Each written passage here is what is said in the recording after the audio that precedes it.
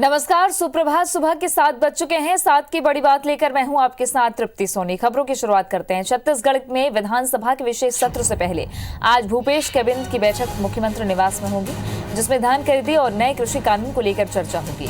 इसके अलावा छत्तीसगढ़ राज्य स्थापना दिवस के मौके पर दी जाने वाली सौगात पर भी चर्चा हो सकती है। छत्तीसगढ़ विधानसभा का 2 दिवसीय विशेष सत्र 27 और 28 अक्टूबर को रखा गया है। संसदीय कार्य मंत्री रविंद्र चौबे ने कहा कि इन विधेयकों को मंजूरी के लिए कैबिनेट की बैठक होगी। इसके बाद सदन में विधेयकों को पारित कराया जाएगा। उन्होंने कहा कि नए कानून का ड्राफ्ट तैयार कर लिया गया है। तो कैबिनेट की बेहद अहम बैठक है। आज 27 और 28 अक्टूबर को विशेष सत्र विधानसभा का बुलाया गया है, जहां पर नए कृषि कानून का विकल्प तैयार किया जाएगा, चूंकि कांग्रेस इसका विरोध लगातार कर रही है। राजेश मिश्रा जुड़ गए हैं ज्यादा जानकारी के साथ में। राजेश, आज कैबिनेट की बैठक क्या क्या एजेंडे रहने वाले हैं?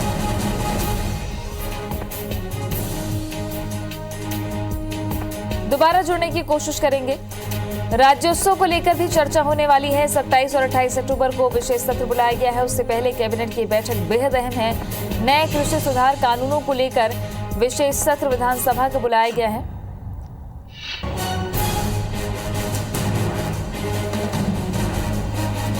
जहां धान खरीदी और नए कृषि कानून पर कैबिनेट में चर्चा होगी। धान खरीदी 1 नवंबर से नहीं होने जा रही है। तारीख क्या होती है आगे धान खरीदी की, या आज की बैठक के बाद संभव है कि तारीख आ जाए धान खरीदी की। बहरहाल इधर नए कृषि और श्रम कानून को लेकर बुलाए गए विशेष सत्र को लेकर बीजेपी ने भी विधायक दल की बैठक बुलाई है। छत्तीसगढ़ विधानसभा में कल विशेष सत्र बुलाया गया है, जिसको लेकर बीजेपी ने भी विधायक दल की बैठक बुलाई है। बीजेपी विरोध की रणनीति तैयार कर रही है। इसके लिए आज नेता प्रतिपक्ष धर्मलाल कौशिक ने अपने घर में बीजेपी विधायक दल की बैठक बुलाई है। इन दोनों विधेयकों का किस तरह से विरोध किया जाए, समर्थन किया जाए, इसे लेकर रणनीति बनाई जाएगी और विधायकों को इसकी जिम्मेदारी दी जाएगी। राजेश मिश्रा हमारे सहयोगी जुड़ गए हैं ज्यादा जानकारी के साथ में। राजेश, एक तरफ कैबिनेट की मीटिंग कल और परसों 2 दिन विशेष सत्र है, ऐसे में बीजेपी भी पूरी तैयारी में है कि जो नए कृषि सुधार कानून है उसका समर्थन करके कैसे प्रबल तरीके से रखा जाए और नया कृषि कानून राज्य स्तर पर सरकार बनाने की कवायद कर रही है। जी बिल्कुल, अगर हम बात करें तो कल से दो दिन का विशेष सत्र शुरू हो रहा है, विधानसभा का विशेष सत्र। और ये विशेष सत्र इसलिए बुलाया जा रहा है क्योंकि नया कृषि कानून को यहाँ का प्रस्ताव पेश किया जाएगा और उसको मंजूरी दी जाएगी। इसको लेकर सरकार की भी अपनी तैयारी चल रही है और भाजपा विधायक दल की भी अपनी तैयारी चल रही है। सरकार आज इसको लेकर एक कैबिनेट की बैठक बुलाई है। इस कैबिनेट की बैठक में नए कृषि विधेयक लाया जाएगा, उसको मंजूरी दी जाएगी और तमाम बहुत सारे मुद्दे उन पर भी चर्चा की जाएगी। तो धान खरीदी करना है, धान खरीदी कितनी धान खरीदी करना है, कब से धान खरीदी शुरू की जाएगी, जो बारदाना का शॉर्टेज है उसको किस तरह से पूरा किया जाएगा, इन तमाम मुद्दों को लेकर कैबिनेट की बैठक होने वाली है। सुबह 11 बजे ये बैठक होगी मुख्यमंत्री निवास से। इसी तरह भारतीय जनता पार्टी जो 2 दिन का विशेष सत्र बुलाया जा रहा है, उस पर किस तरह का उसमें जो नया कानून ला रही है सरकार, उसको लेकर किस तरह से विरोध करना है।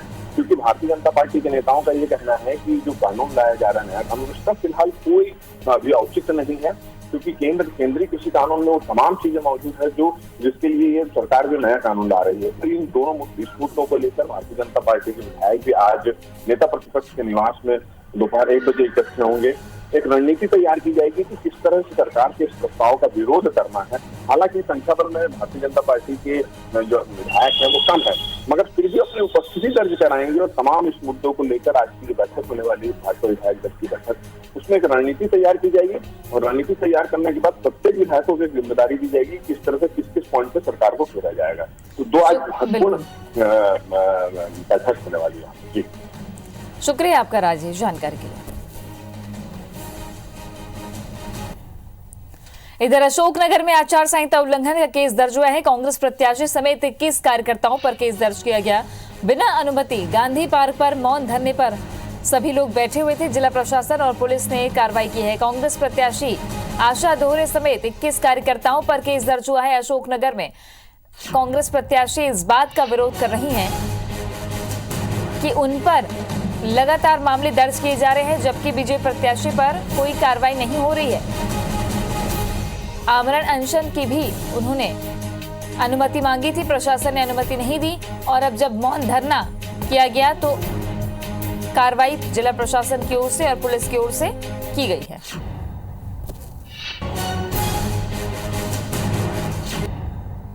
इधर मध्य प्रदेश बीजेपी का जनसंपर्क अभियान लगातार जारी है। आज से मध्य प्रदेश बीजेपी का जनसंपर्क अभियान और तेज होने जा रहा है। रायसेन विधानसभा से आगाज होगा। 1 मार्च तक जनसंपर्क अभियान का आगाज होने जा रहा है।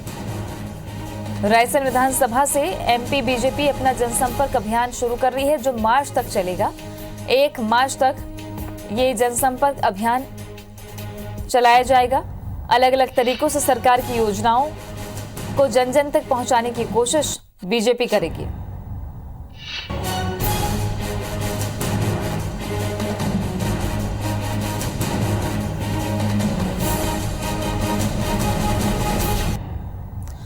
ग्वालियर चंबल इलाके के 9 जिलों में अब कांग्रेस घर घर दस्तक देगी। प्रदेश के पूर्व सीएम कमलनाथ ने पर्यवेक्षकों के साथ प्रभारी और जिलाध्यक्षों को घर घर जाने के निर्देश दिए हैं।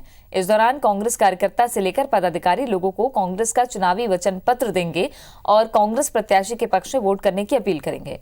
इधर कांग्रेस की इस रणनीति पर बीजेपी ने निशाना साधते हुए कहा कि कांग्रेस के इस कदम से कुछ नहीं होने वाला। कांग्रेस का कहना है कि प्रशासन बीजेपी नेताओं को चुनावी सभा और रैली का परमिशन दे रही है, लेकिन कांग्रेस के साथ सौतेला व्यवहार किया जा रहा है। चुनाव आयोग के द्वारा जो गाइडलाइन है जिसका परमिशन नहीं मिल पा रही। हमारे हर बूथ के ऊपर हर घर घर में कार्यकर्ता पहुंचे और घर घर बात करके जनता से आग्रह कर रहे हैं कि इस देश की जनमत को बचाने के लिए, इस देश के संविधान को बचाने के लिए और जो बेहतर रूप से गरीब की पेंशन बढ़ाई, जो किसान कर्जा माफ करा, जो बिजली के बिल कम करे, जो माफिया के खिलाफ अभियान चलाए, इसके माध्यम से कमलनाथ जी को वोट दे और मध्य प्रदेश में कांग्रेस की सरकार बनाए। कांग्रेस के पास न दस्तक देने के लिए लोग बचे, न नेतृत्व बचा और मध्य प्रदेश के अंदर कांग्रेस की लीडरशिप के प्रति जो क्रेडिबिलिटी है वो दिग्विजय सिंह तो पहले ही कह चुके थे कि मैं जाता हूं तो जनता भाग जाती है। सीएम शिवराज सिंह चौहान मंदसौर के सुवासरा में बीजेपी प्रत्याशी हरदीप सिंह डंग के समर्थन में प्रचार करने पहुंचे। मुख्यमंत्री ने कमलनाथ, दिग्विजय समेत कांग्रेस सुप्रीमो सोनिया गांधी को आड़े हाथों लेते हुए जमकर कटाक्ष किए। कमलनाथ के बयानों पर पलटवार करते हुए उन्हें सेठ कमलनाथ कहकर संबोधित किया। वहीं आगर मालवा में रामायण की कहानी का हवाला देते हुए कांग्रेस की 15 महीने की सरकार की तुलना राक्षसों की टोली से की। शिवराज ने मारे सुबाहु और ताड़का का उदाहरण देते हुए कांग्रेस को घेरा। कांग्रेस विधायक राहुल लोधी की तरफ से पार्टी छोड़कर बीजेपी ज्वाइन करने पर कहा कि कांग्रेस की सरकार में विकास नहीं होते थे, इसलिए उनके विधायक बीजेपी में आ रहे हैं। भालू बंदर की तरह उनके विधायक भाजपा की तरफ दौड़े दौड़े आ रहे हैं, तो हम क्या करें।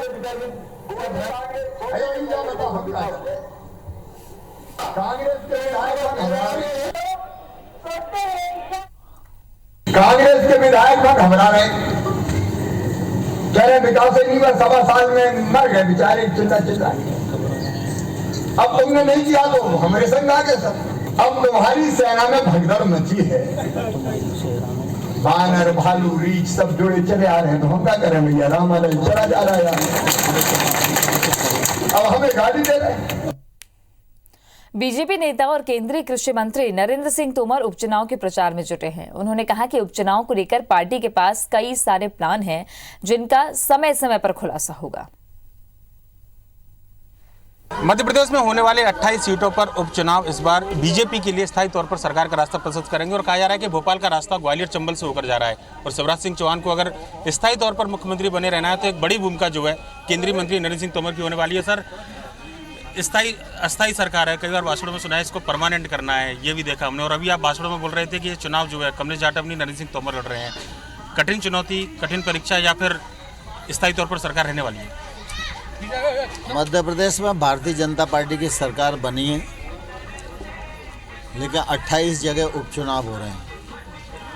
2800 सीटें भारतीय जनता पार्टी पूरी ताकत से लड़ रही है और इन सब सीटों पर विजय हो, यह हमारा प्रयास है। पर यह कहा जा रहा है कि सर जो चुनौती है इस बार जो प्रत्याशी मैदान में, उनके लिए कांग्रेस इतना कड़ा मुकाबला नहीं है।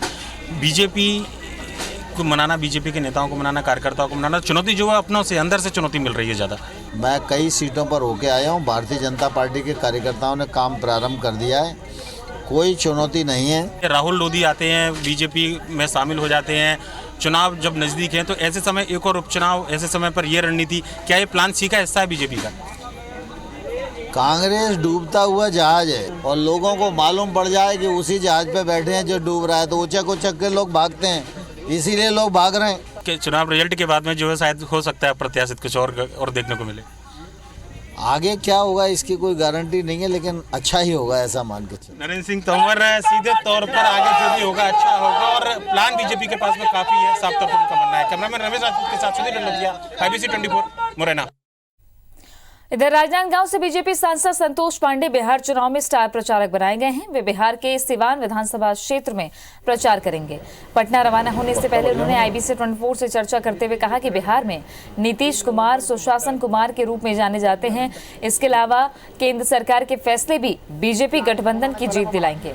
छत्तीसगढ़ में नए कृषि कानून को लेकर विधानसभा का विशेष सत्र बुलाए जाने पर संतोष पांडे ने कहा कि संविधान में इस तरह का नया कानून बनाए जाने का कोई नियम नहीं है, इससे किसानों को कोई अलग से फायदा नहीं होने वाला है।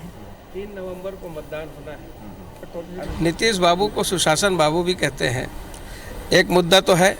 और दूसरा जो सबसे बड़ा मुद्दा है, राष्ट्र के लिए जो जिस प्रकार से समर्पित होकर के माननीय मोदी जी काम कर रहे हैं, ये राष्ट्रीय परिदृश्य में जो हुए काम है, ये सभी भाजपा के और नीतीश जी के खाते में जाने वाला है, इसका लाभ मिलेगा। छत्तीसगढ़ में बीते 24 घंटे में 1368 कोरोना मरीज मिले। रायपुर जिले में 144, बिलासपुर में 143 नए मरीज मिले, कोरबा जिले में 124, जांजगीर चांपा में 99 नए मरीज मिले हैं। छत्तीसगढ़ में अब तक 1,75,959 संक्रमण के मामले सामने आ चुके हैं। छत्तीसगढ़ में एक्टिव मरीजों की संख्या अभी 23,743 है। कुल 1,365 मरीज डिस्चार्ज हुए हैं। छत्तीसगढ़ में अब तक 1,50,398 स्वस्थ हुए। 24 घंटे में 25 मरीजों की मौत हुई है। अब तक 1,818 मरीजों की मौत दर्ज की गई है। बात अगर मध्य प्रदेश की करें तो मध्य प्रदेश में कोरोना के 951 नए मरीज एक ही दिन में सामने आए हैं। कुल पॉजिटिव 1,67,249 हो गए हैं। 10 कोरोना संक्रमितों की मौत एक ही दिन में हुई है। मध्य प्रदेश में अब तक कुल 2,885 मौतें दर्ज की गई हैं। 1,181 मरीज एक दिन में स्वस्थ हुए हैं। 1,53,127 मरीज MP में स्वस्थ हो चुके हैं। एक्टिव मरीजों की संख्या 11,237 है। राजधानी रायपुर में नशेड़ियों द्वारा एम्स अस्पताल में खड़ी एम्बुलेंस में तोड़फोड़ और ड्राइवर से मारपीट का मामला सामने आया है। टाटीबंद के नशेड़ी गैंग कई बार पैसे नहीं देने पर दादागिरी करते रहे हैं, लेकिन पुलिस से शिकायत के बाद भी कोई ठोस कार्रवाई नहीं की गई। बीती रात 5 नशेड़ियों के पैसे मांगने पर ड्राइवरों के इनकार के बाद उनकी जमकर पिटाई की गई और वहां खड़ी एम्बुलेंस में तोड़फोड़ की गई। पुलिस पेट्रोलिंग वाहन में सवार पुलिस जवानों ने 2 आरोपियों को पकड़ लिया है। टाटीबंद इलाके में नशे का सामान धड़ल्ले से बिकता है और कई युवक नशे की आदत को पूरा करने लूटमार करते रहते हैं। देर रात भी सन्नी, फूलचंद, छवि और सोनू समेत 2 बाइक पर आए और युवकों ने तोड़फोड़ की घटना को अंजाम दिया। फिलहाल पुलिस ने 2 आरोपियों छोटू और सोनू को गिरफ्तार कर बाकी फरार आरोपियों की तलाश शुरू कर दी है। कुछ यहाँ पे असामाजिक तत्व हमारे ड्राइवरों के साथ मार पिटाई, जूमा झटकी, जेब से पैसे निकालना, ये तो शुरू से चलते ही आ रहा था। और आज हमारे ड्राइवरों ने उनको पैसे नहीं दिए और उन्होंने पूरी गाड़ियों की इतनी बुरी हालात की है कि इतना मन में गुस्सा फूटा कि पूरी गाड़ी तोड़फोड़ कर दी उन्होंने। एक व्यक्ति है, वो उसके साथ कुछ सन्नी और सोनू करके 2 लड़कों का फ़ोन में पहले विवाद हुआ। विवाद पेमेंट के लेन देन को लेकर के उसके तुरंत बाद सूचना मिली कि वहाँ 2 एम्बुलेंस में तोड़फोड़ कर दिया गया है। हम तत्काल घटनास्थल पहुँचे थे और उसमें से एक लड़का हमको मिल गया है जिसने तोड़फोड़ किया है। एक और की तलाश अभी जारी है।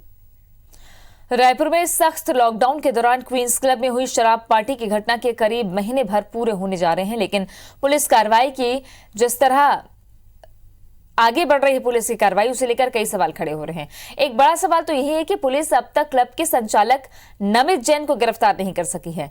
कहीं पुलिस रसूखदारों के प्रभाव में तो नहीं आ गई?